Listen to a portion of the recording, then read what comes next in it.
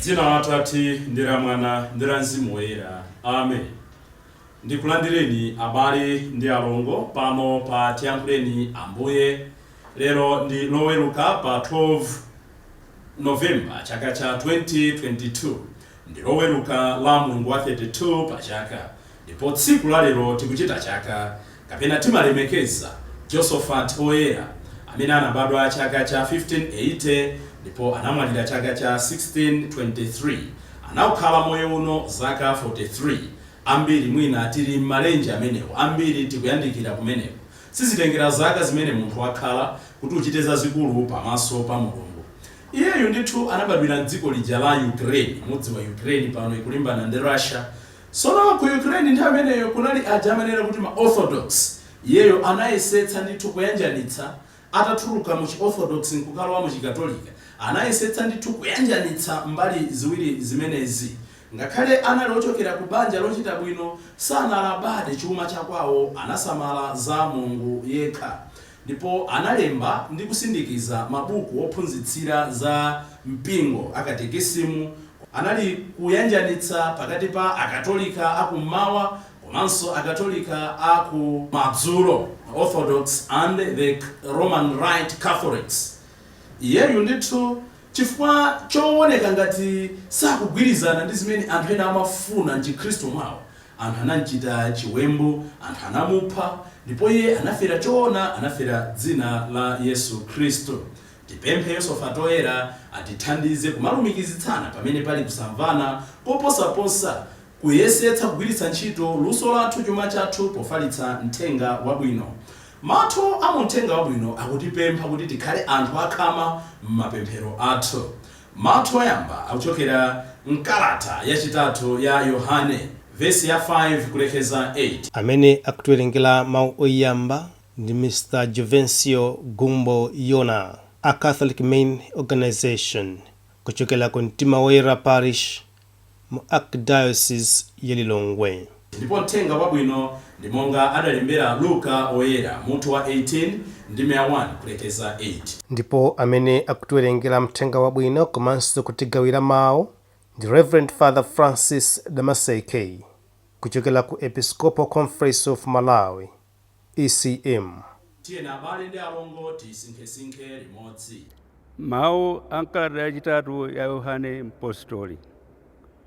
Ndime ya 5 mpaka 8. Okondedwa wanga, umatsata chikhulupiriro chako pa zonse zimene umachitira abale, makamaka akakhala alendo. Iwo adachita umboni chikondi chako pamaso pa mpingo, ndipo ndi bwinodi kuti uthandize mokondwetsa Mulungu kupitiriza alendo wako. Paja adanyamuka ulendo wawo chifukwa cha dzina la Khristu, osalandira thandizo kwa akunja. Tsono ife tiyenera kuwathandiza anthu otere kuti tigwirizane nawo pa ntchito yofalitsa choona. Mawu a Ambuye. Ambuye akhale nanu. Mawu a mthenga wabwino monga adalembera Luka Oyera. Ulemu kwa inu Ambuye. Luka mutu wa 8 ndi 101 kulekeza 8. Pa nthawi yomweyo Yesu adawaphera fanizo pofuna kuwaphunzitsa kuti azipemphera nthawi zonse osataya mtima. Adati, m'mudzi mwina munali woweruza wina amene sankaopa Mulungu kapena kulabadako za munthu. M'mudzi momwemo mudalinso mayi wamasiye. Iyeyu ankabwera kwa oweruza aja kudzampempha kuti mundiweruzireko mlandu umene uli pakati pa ine ndi mdani wanga. Nthawi yayitali oweruza uja ankakana, koma pambuyo pake adaganiza kuti ngakhale sindopa Mulungu kapena kusamala munthu, komabe chifukwa mayi wamasiye akundivuta ndimuweruzira mlandu wake, kuopa kuti angandilemetserako kubwerabwera kwake.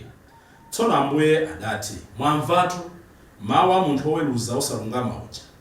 Nanga Mulungu angaleke kuwaweruzira mlandu osankhidwa ake amene amamdandaulira usana ndi usiku kodi adzangowalekerera? Iyayi. Kunena zoona adzaweruzira mlandu wawo msanga. Komabe mwana wa munthu pobwera kodi adzapezadi chikhulupiriro pasi pano? Mthenga wa Ambuye. Ulemu kwa inu Ambuye Yesu Kristo.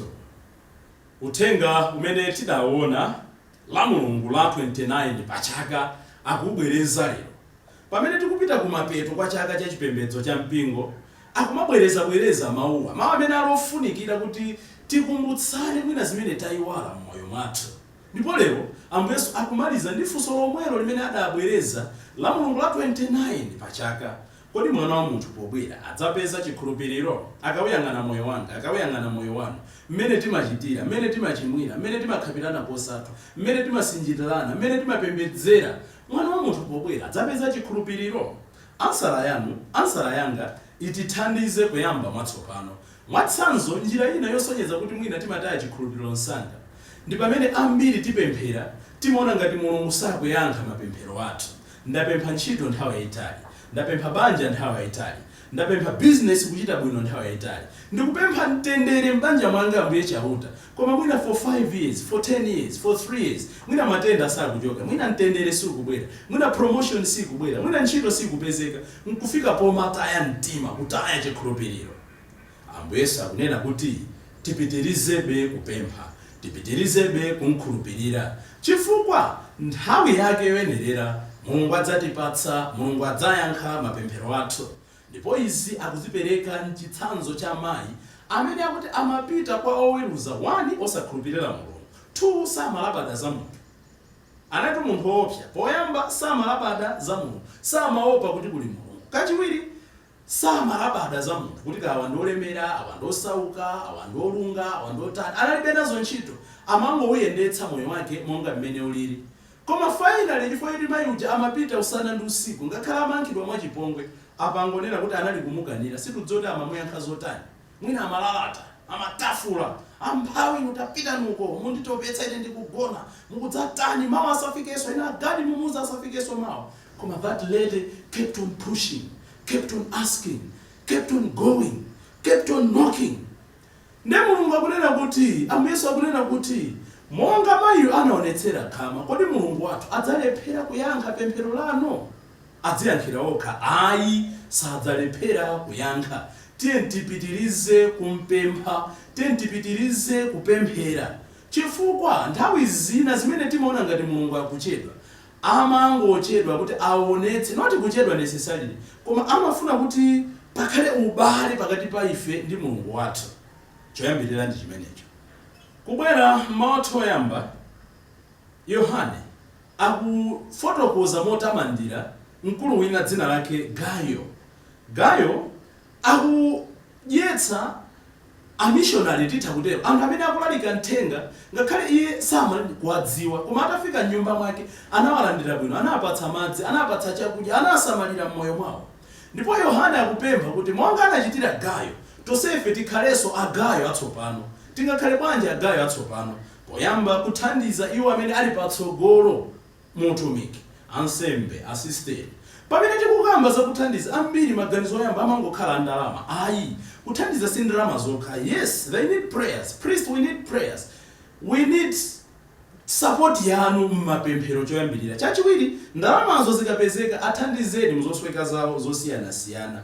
Ifeso mmoyo wathuno nkutheka kuti mwina chifukwa cha nthawi tilibe, mwina ndi ndalama tilibe, koma pali njira zimene tingathandizire atumiki a Mulungu osiyana-siyana. Kupita kuchechi ukakolopa, kupita kuchechi ukasesa, kupita kuchechi ukachecha.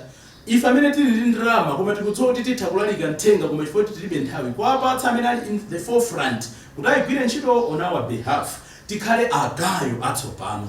Koma kuti zimenezo zitheke, tikusowa kukhala ndi chikhulupiriro cholimba, chikhulupiriro ngati cha Josephat, amene sanalolere zimene ena amakamba za iye, ngakhale pamene moyo wake unali pa chiopsezo kuti aphedwa ndipo anaphedwadi, sanabwerere m'mbuyo. Tapempha Ambuye amene atiuza msalimo yathu ya tsiku la lero kuti ngodala anthu amene amaopa chauta, atipatse mtima kuti tizimuopa chauta m'machitidwe yathu a tsiku ndi tsiku. Chauta ndo abwino, ndokhulupirika kwa anthu ake. tikhale ndi mtima ogawana ndi anzathu, tisabwerere mbuyo pamene tikuona ngati mapemphero athu sakuyankhidwa, tikhale ndi khama kumampemphabe zimene mtima wathu umafuna, koma zikhale zopemphazo zoyenerera. Fa nthawi zina nkuona ngati tikuchita khama m'mapemphero osadziwa kuti tikupempha zolakwika. Analalika Bambo Chikaya kuti munthu nkumapempha mwachitsanzo kuti ine ngati wansembe kumapempha Ambuye teye kuti mundipatse mbalume zofunsirira atsikana, pamene pano ndikupempha zolakwika. Tipemphe zinthu zoyenerera mu nthawi yake, mwadongosolo lake, chauta adzatipatsa. Ambuye tithandizeni kukhala omachita zimene inu mumafuna, kukhala okumverani. Dzina la Atate ndi la Mwana ndi la Mzimu Woyera. Amen.